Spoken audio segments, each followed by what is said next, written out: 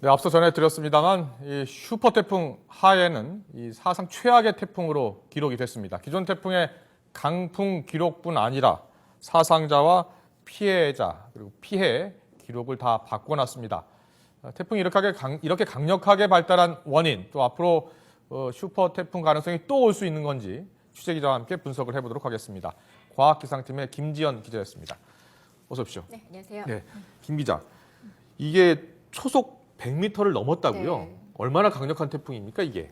말이 초속 100m지 아마 와닿지 않으실 겁니다. 예. 보통 중심 최대 풍속이 초속 15m다 그러면은 일반 성인이 바람에 날아갈 정도거든요. 그리고 초속 예를 들어서 뭐 30m다 그러면 35m, 30m 정도면은 기차가 탈선하는 정도입니다. 움직이는 기차가. 그리고 네. 45m 정도면은 뭐 이렇게 철탑이 휘어진다 그러는데요. 예. 초속 100m라 그러면은 어떻게 보면 상상할 수 상상할 수 없는 예. 그런 어마어마한 위력을 지니고 화면을 있는 겁니다. 보니까요, 네. 일단은 해안가 근처 네. 약 1km 정도는 흔적을 찾아볼 수 없더라고요. 네, 거의 초토화된다고 보셔야 될 것 같습니다. 예. 우리나라의 경우는 뭐 역대 최악의 태풍이다 그러면 매미를 꼽을 수 있는데요. 그 초속 몇 미터였죠? 그때가 초속 45m 정도였습니다. 지금 나오고 있는데요. 네. 매미가 60m였습니다. 아. 지금 보면 우리나라에 강타한 매미와 그리고 예. 미국에 상륙해서 거의 초토화시켰던 카트리나, 예. 카트리나 그리고 지금 필리핀을 강타하고 있는 하이엔의 지금 세 개를 비교해 봤는데요. 네. 중심 기압이 매미가 950, 카트리나가 900이 거의 흡사하죠. 네. 하이엔은 900입니다.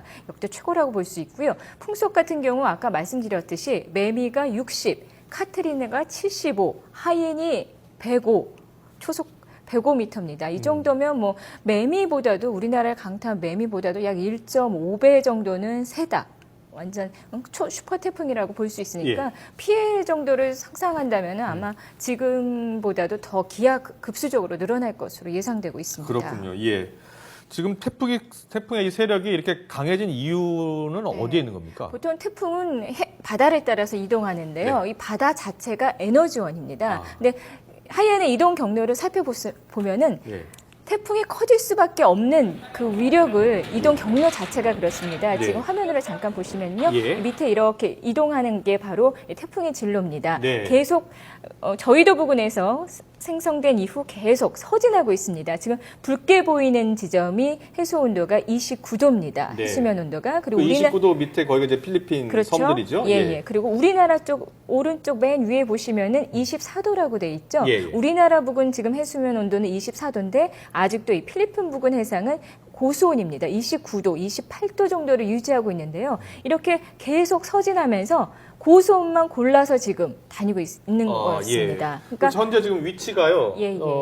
지금 베트남 밑쪽에 베트남 있는데요. 밑에요. 예. 내일 새벽 한 3시쯤 베트남 하노이 부근에 상륙할 것으로 예상되고 있습니다. 베트남도 큰 피해를 입겠는데요? 네, 그렇습니다. 지금 물론 그 중국대로 밑에 쪽에 보면은 수온이 뭐 26도, 27도 정도긴 하지만 워낙 방대한 에너지를 몰고 온 데다가 그리고 지금 보면 거의 섬들입니다. 거대한 육지에 부딪히면은 보통 태풍이 육지에 부딪히면은 마찰에 의해서 세력이 꺾이기 마련인데요. 약화되잖아요. 예. 그런데 보시는 것처럼 계속 섬 지역을 통과해도 바다에 발을 담그고 있는 상태이기 때문에 계속 그 세력을 유지하고 온 상태입니다. 뜨거운 바다가 계속 에너지원이 돼서 그렇습니다. 계속해서 세력을 키우는 거군요. 예, 그런데다가 또 윈드시어의 영향 때문에도 볼 수 있는데요. 네. 윈드시어라 하면 상층과 하층 간의 바람 색이나 방향을 나타내는 겁니다. 그런데 예. 이게 태풍이 보통 반시계 방향으로 회전을 하는데요. 네. 팽이 아시죠? 팽이가 예. 막 돌고 있는데 잘 돌게 하려고 막 채찍질을 하잖아요. 예. 근데 이 바람이 똑같이 바람이 불고 있는데 상층하고 하층하고 똑같은 방향의 바람이 계속 채찍질을 다하듯이 예. 이 하이에네한테 계속 에너지를 공급했습니다.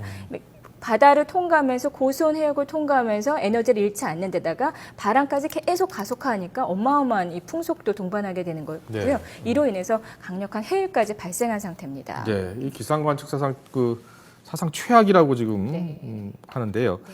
이처럼 이 강력한 슈퍼급 태풍이 또 발생할 수도 있는 거 아니에요? 네, 그러면? 그렇습니다. 일단 또 지금 아까 말씀드렸듯이 그 주변 해수면 온도가 높다 그러는데 이 해수면 온도도 중요하지만 해양 열 용량이라고 있습니다. 해양 열 용량이라고 말씀하신 거는 이 바다 표면뿐 아니라 바다 깊숙한 곳까지 온도가 높은 것을 얘기하는 건데요. 지금 이 적도 부근 상태가 계속 그렇습니다. 수심 100m 부근까지도 계속 그 높은 수온을 유지하고 있어서 그 에너지원이 그대로 가고 있다고 보시면 됩니다. 지금 그래픽 보고 있는데요. 어떤 그래픽이죠? 밑에 이게 해양 열 용량을 표시한 겁니다. 네, 지금 붉은색으로 보이는 지점이 뭐 거의 뭐 100이라고 보면요. 우리나라 쪽 이 높은 쪽으로 보면 지금 잘 안 보이는데 파란색으로 보이죠. 이게 우리나라가 0이다. 그러면은 지금 이 필리핀 부근은 100입니다. 해양 열 용량이. 그러니까 밑에서부터 군부를 계속 떼우고 있는 상황이기 때문에 이 태풍이 세력이 꺼질래 꺼질 수가 없는 상황이죠. 또 해수면 자체만 높다 그러면 이렇게 사르륵 이렇게 움직이면서 꺼질 수 있겠지만 밑에서부터 계속 군부를 떼고 있으니까 어마어마한 에너지를 그대로 유지한 채 슈퍼 태풍의 세력을 유지한 채 지금 필리핀으로 이동하고 있는 겁니다. 네, 이 지구 온난화가 또 원인이라고 그러던데요. 네, 그렇습니다. 지금 지구 온난화 때문에 우리나라에도 계속 가을 태풍이 올라오고 있는 상태고요. 여름보다 태풍이 더 자주 발생하고 이런 상태입니다. 근데 지금 시청자들이 가장 궁금한 게 우리나라에도 이런 슈퍼 태풍이 오지 않을까. 근데 물론 우리나라도 안전지대는 아닙니다. 하지만 계속 아까 보셨던 것처럼 우리나라는 그나마 해양 열 용량이 높지 않은 지대고 또 우리나라 주변 해수면 온도가 높을 때는 잠깐입니다. 뭐 8, 9월 사이지만 필리핀 부근 해상에서는 항상 연중 그런 높은 수온을 유지하고 있기 때문에 그쪽은 슈퍼 태풍이 언제든지 발생할 수 있고 또 우리나라도 그런 해수온 온도라든가 그게 맞으면 올라올 수 있겠지만요. 보통 북상하면서 태풍이 오키나와 부근에서 해수면 온도가 급격히 떨어지기 때문에 하이엔만큼은 아니더라도 강한 태풍에 대한 주의는 늘 필요한 상황이라고 할 수 있겠습니다. 알겠습니다. 지구 온난화 때문에 뭐 태풍이 올라오는 시기도 달라지고요. 네, 근데 기온도 지금 달라지고 있잖아요. 잘 들었습니다. 사상 최악의 태풍 하이엔 소식이었습니다. 과학기상팀의 김지연 기자였습니다. 잘 들었습니다. 고맙습니다.